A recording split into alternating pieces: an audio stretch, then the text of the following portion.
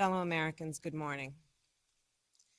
Certain dates echo throughout history, including dates that instantly remind all who have lived through them where they were and what they were doing when our democracy came under assault.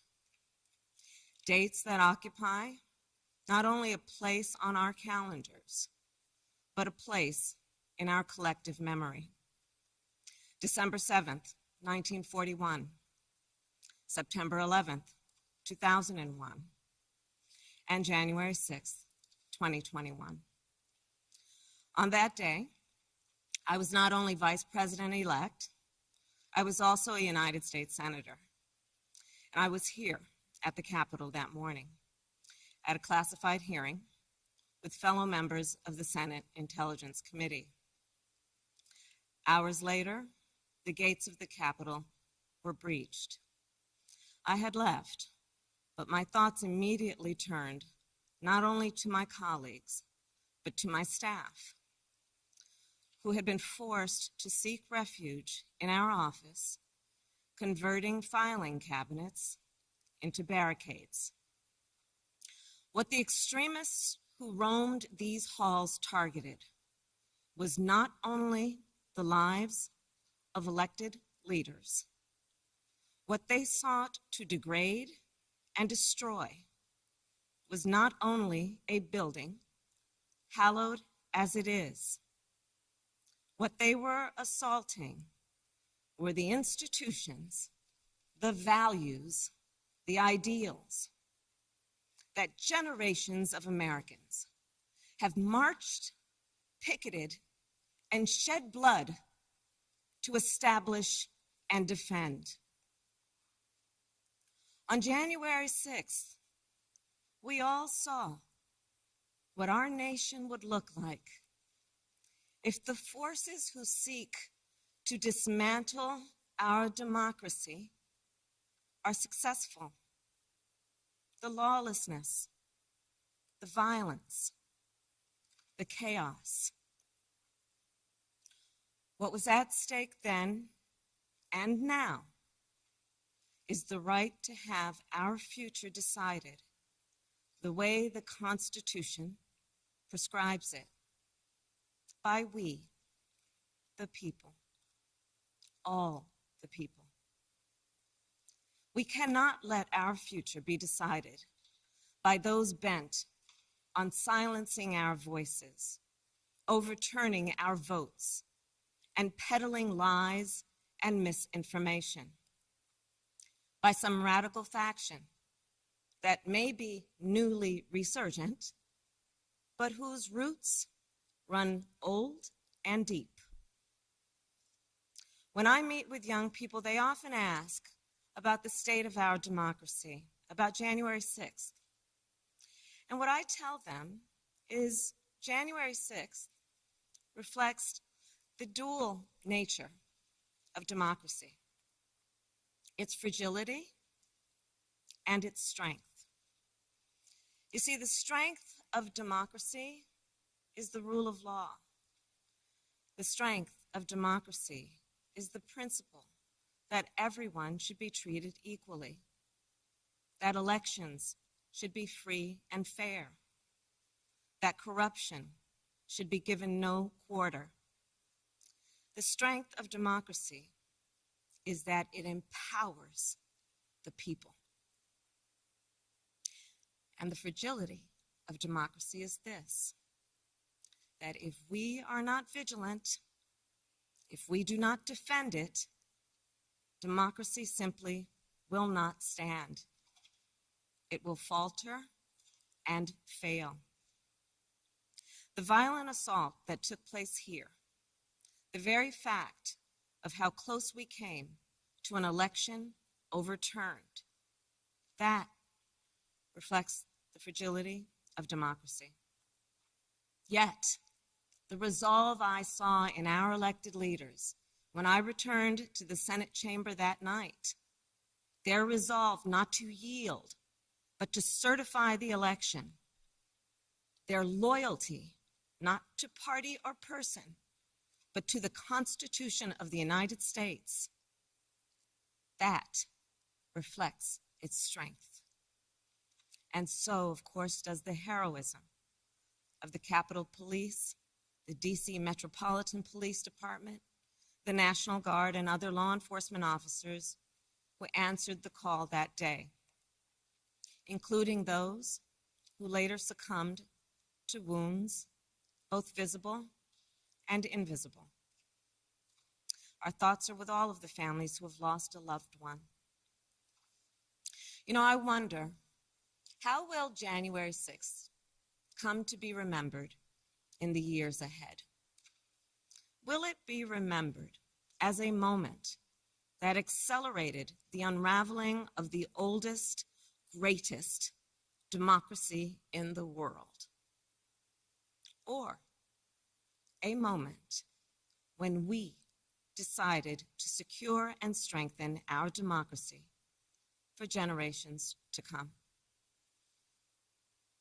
The American spirit is being tested.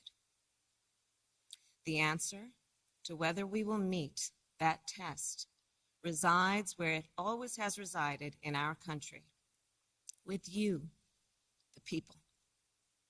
And the work ahead will not be easy. Here in this very building, a decision will be made about whether we uphold the right to vote and ensure free and fair elections. Let's be clear, we must pass the voting rights bills that are now before the Senate. And the American people must also do something more. We cannot sit on the sidelines. We must unite in defense of our democracy in order to form a more perfect union, establish justice, ensure domestic tranquility, provide for the common defense, promote the general welfare, and secure the blessings of liberty to ourselves and to our prosperity and posterity. That is the preamble of the Constitution that President Biden and I swore an oath to uphold and defend. And that is the enduring promise of the United States of America. My fellow Americans, it is my honor to introduce a public servant with the character and fortitude to meet this moment, a leader whose life's work has been moving our nation toward that more perfect union, President Joe Biden.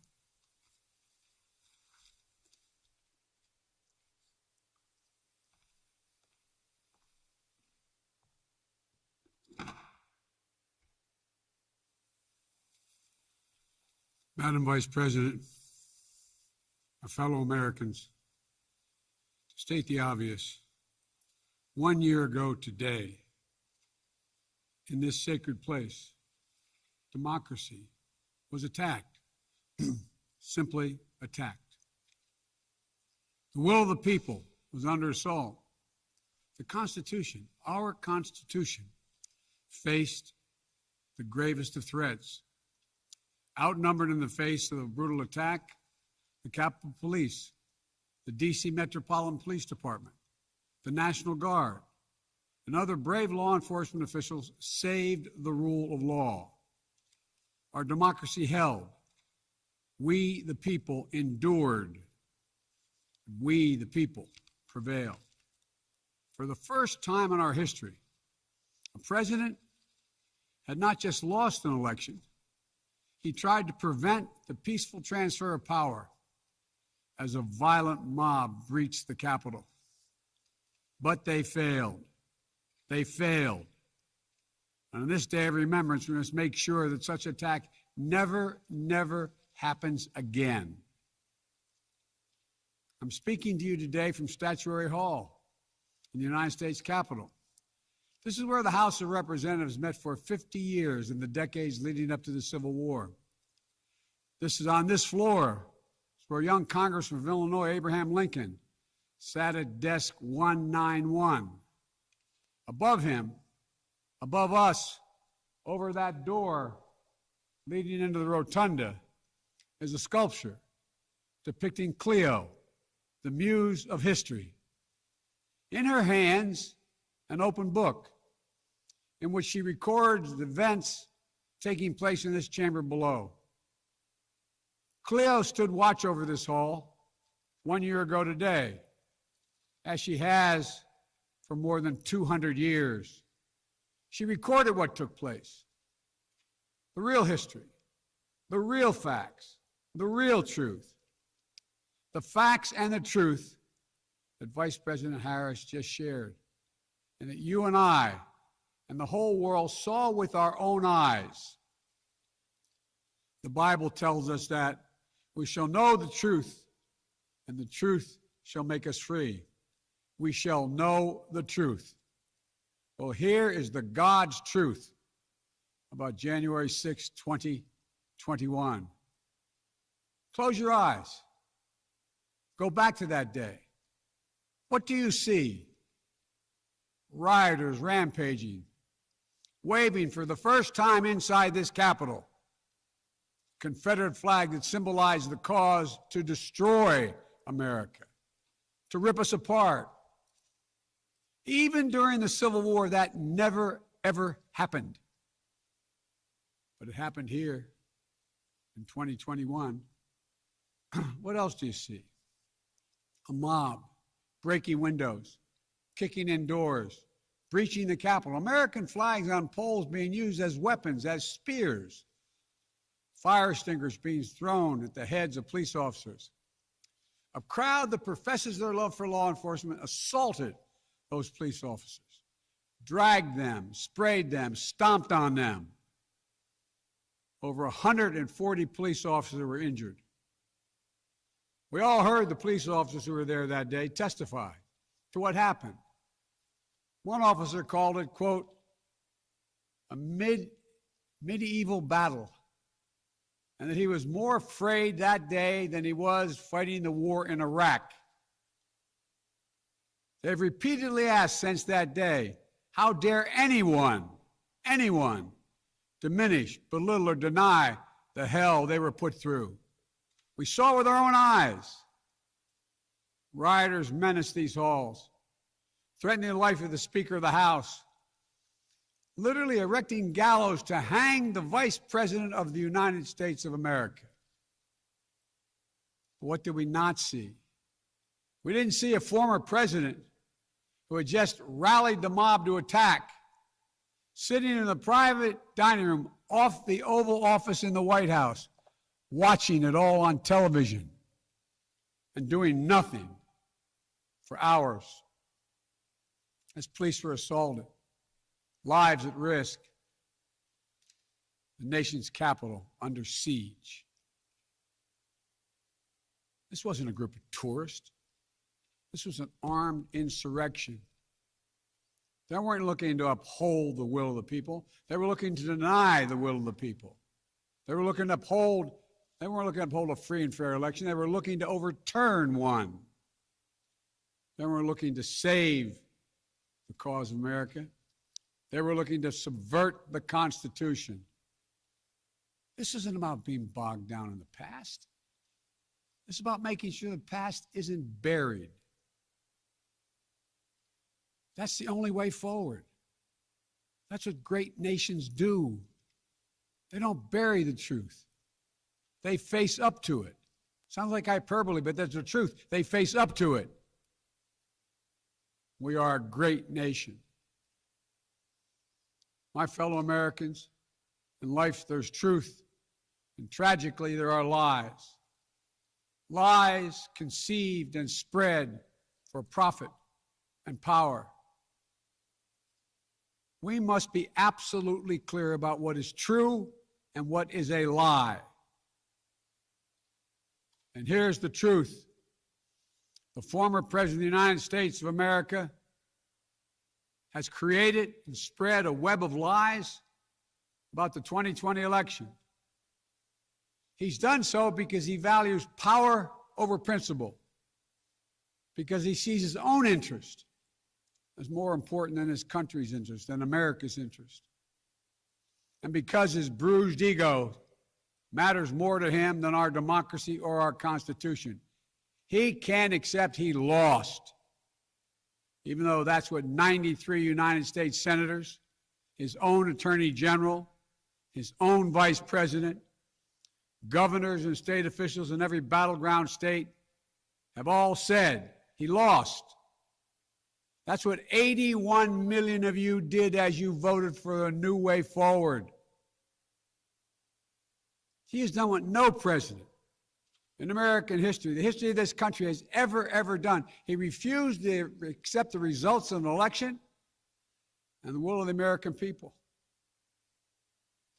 While some courageous men and women in the Republican Party are standing against it, trying to uphold the principle of that party, too many others are transforming that party into something else. They seem no longer to want to be the party of Lincoln, Eisenhower, Reagan, the Bushes. But whatever my other disagreements are with Republicans who support the rule of law and not the rule of a single man, I will always seek to work together with them to find shared solutions where it's possible. Because if we have a shared belief in democracy, then anything is possible. Anything. And so at this moment, we must decide, what kind of nation are we going to be? Are we going to be a nation that accepts political violence as a norm? Are we going to be a nation where we allow partisan election officials to overturn the legally expressed will of the people? Are we going to be a nation that lives not by the light of the truth, but in the shadow of lies? We cannot allow ourselves to be that kind of nation. The way forward is to recognize the truth and to live by it. The big lie being told by the former president and many Republicans who fear his wrath is that the insurrection in this country actually took place on Election Day, November 3rd, 2020. Think about that. Is that what you thought? Is that what you thought when you voted that day? Taking part in an insurrection? Is that what you thought you were doing? Or did you think you were carrying out your highest duty as a citizen and voting? The former president's supporters are trying to rewrite history. They want you to see Election Day as the day of insurrection. And the riot that took place here on January 6th as a true expression of the will of the people. Can you think of a more twisted way to look at this country, to look at America? I cannot. Here's the truth.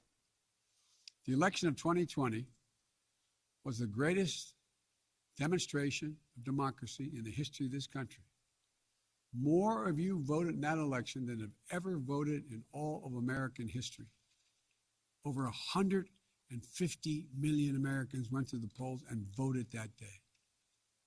In a pandemic, some at great risk to their lives. They should be applauded, not attacked. Right now, in state after state, new laws are being written, not to protect the vote, but to deny it. Not only to suppress the vote, but to subvert it.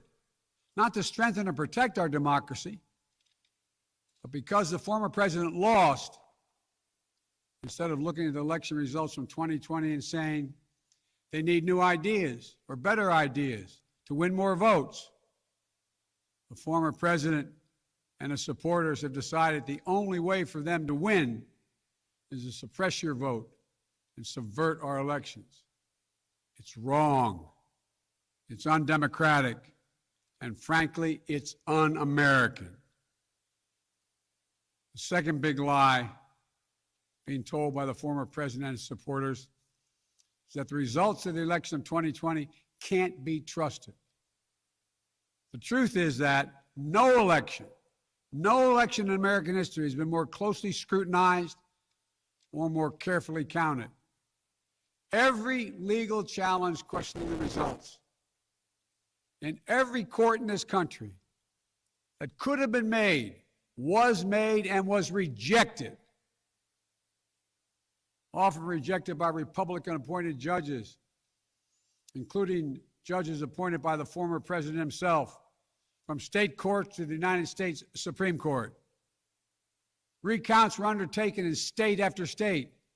Georgia counted its results 3 times, with 1 recount by hand. Phony partisan audits were undertaken long after the election in several states. None changed the results. And in some of them, the irony is the margin of victory actually grew slightly.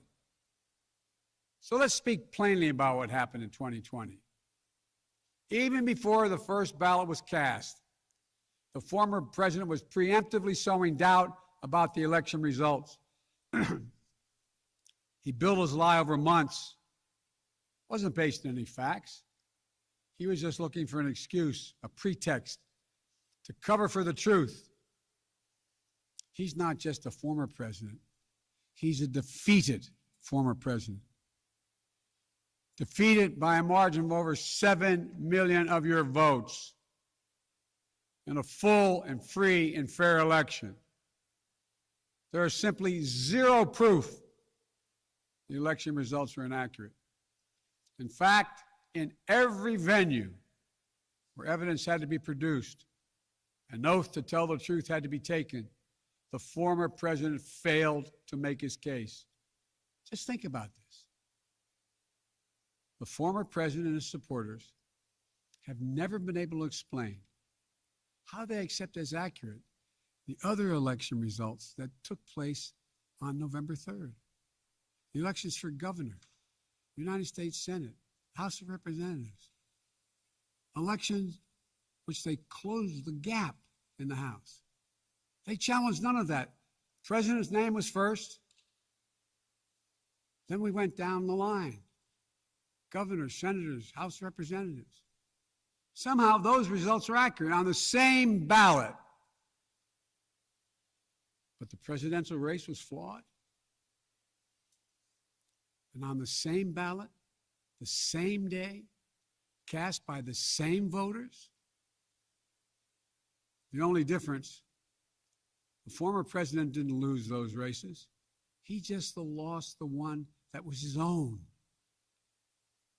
Finally, the third big lie being told by a former president and his supporters is that the mob who sought to impose their will through violence are the nation's true patriots. Is that what you thought when you looked at the mob ransacking the Capitol, destroying property, literally defecating in the hallways, rifling through the desks of senators and representatives, hunting down members of Congress? Patriots? Not in my view. To me, the true patriots were the more than 150 Americans who peacefully expressed their vote at the ballot box. The election workers who protected the integrity of the vote. And the heroes who defended this Capitol. You can't love your country only when you win.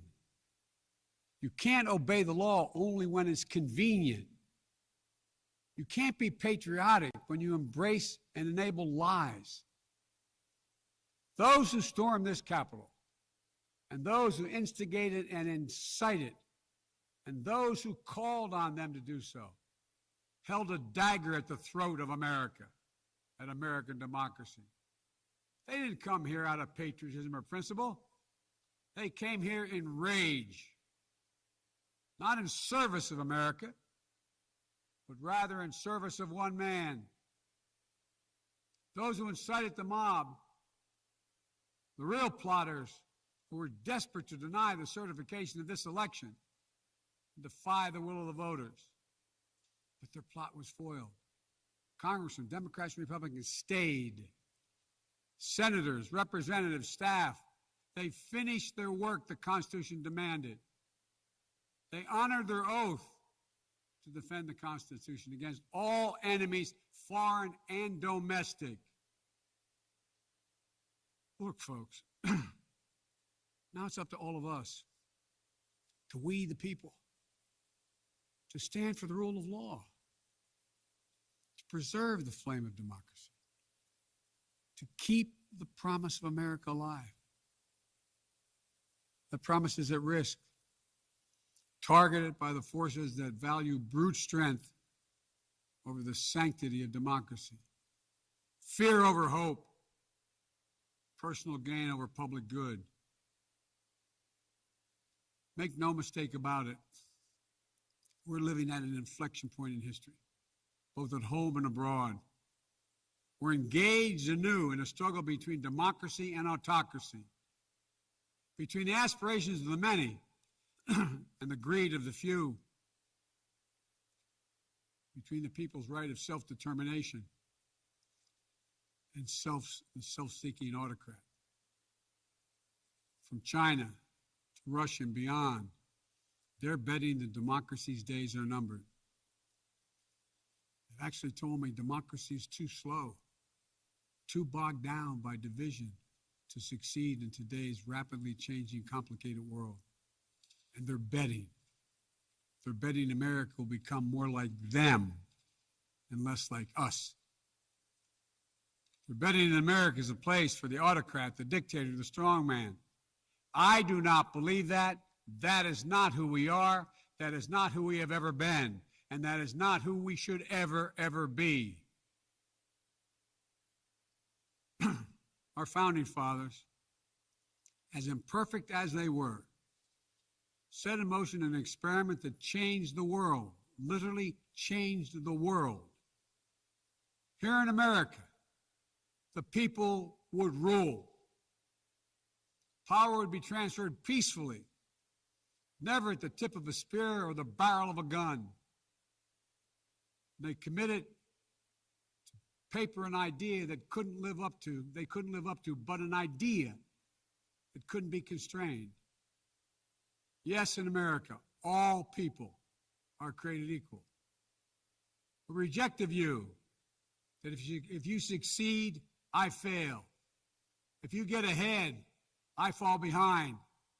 If I hold you down, I somehow lift myself up. The former president who lies about this election and the mob that attacked this Capitol could not be further away from the core American values. They want to rule, or they will ruin. Ruin what our country fought for at Lexington and Concord, at Gettysburg and Omaha Beach, Seneca Falls, Selma, Alabama. What we were fighting for?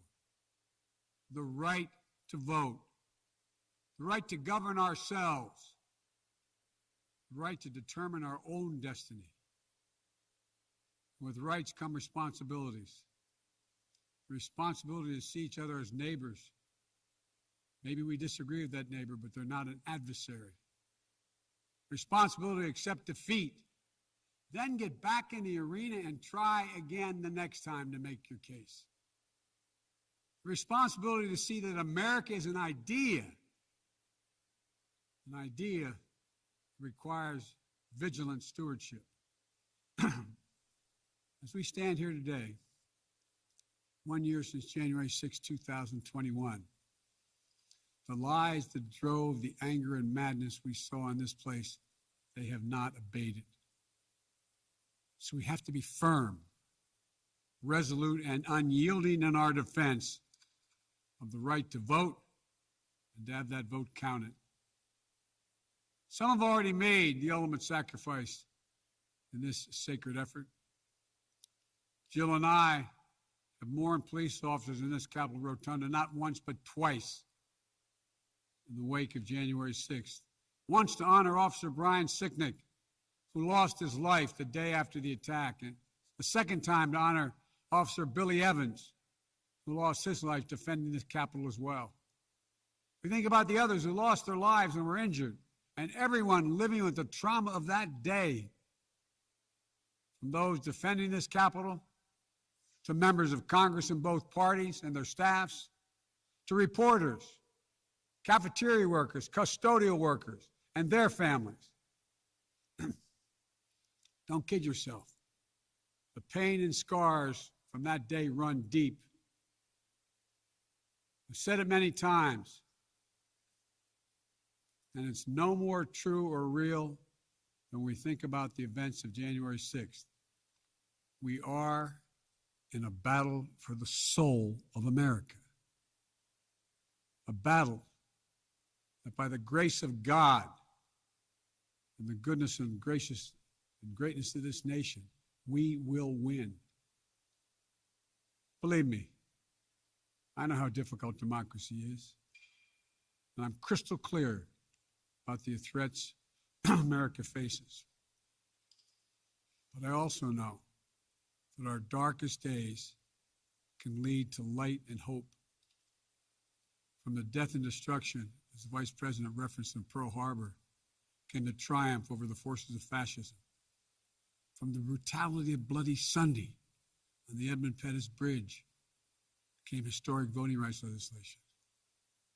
So now let's step up, write the next chapter in American history, where January 6th marks not the end of democracy, but the beginning of a renaissance of liberty and fair play. I did not seek this fight brought to this Capitol 1 year ago today, but I will not shrink from it either. I will stand in this breach. I will defend this nation, and I will allow no one to place a dagger at the throat of democracy. We will make sure the will of the people is heard, that the ballot prevails, not violence, that authority in this nation will always be peacefully transferred. I believe the power of the presidency and the purpose is to unite this nation, not divide it, to lift us up, not tear us apart. To be about us, not about me. Deep in the heart of America burns a flame, lit almost 250 years ago, of liberty, freedom, and equality. This is not a land of kings or dictators or autocrats. We're a nation of laws, of order, not chaos, of peace, not violence. Here in America, the people rule through the ballot, and their will prevails. So let us remember, together, we're one nation, under God, indivisible. That today, tomorrow, and forever at our best, we are the United States of America. God bless you all.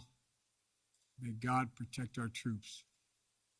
And may God bless those who stand watch over our democracy.